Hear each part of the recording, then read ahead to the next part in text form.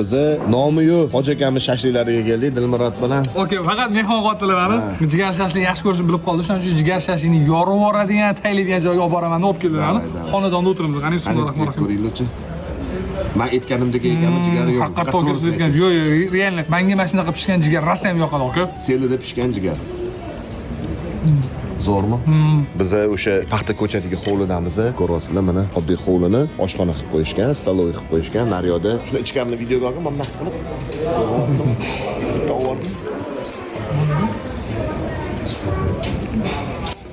Ko'rdinglar, mana ichkarida o'tiradigan joylari bor. Biz Dilmurod bilan haqiqiy Jaydarinskiy ko'chada o'tiramiz, hovlida. Addushoga mana piyozli nonlarni qarasangiz, bismillahirrohmanirrohim.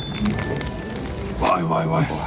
Zo'ra piyozli nonlar ham. Piyozli nonlar lekin hamma joydan ushlab chiqqan. Mana shu sho'rvalarimiz ham keldi. Qaranglar, odam kasal bo'lganda baqvat ovqat yeyish kerak deyshadi. Bilasizlar, Dilmurod shunaqa gap bor, Odam kasal bo'lganda baqvat ovqat yeyish kerak emas. Odam kasal bo'lganda mana shunaqa sho'rvalar ichish kerak. Bu bekorga emas, chunki odamning organizmi o'zi shunaqa toliqqan bo'ladi-da. Kuchsizlangan bo'ladi. Ha, o'shaning uchun mana shunaqa ovqatlarni yeganda odam hazm qila oladi.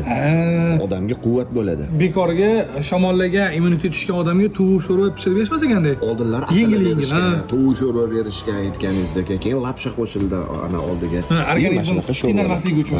Nima deysizlar shuni? Kommentariyada yozinglar, baqvat ovqat yeyish kerakmi yoki suyu mana shunaqa slabiy ovqatlarmi? Nima deysizlar? Meni fikrim mana shunaqa to'g'ri bo'lsa kerak deb o'yladim.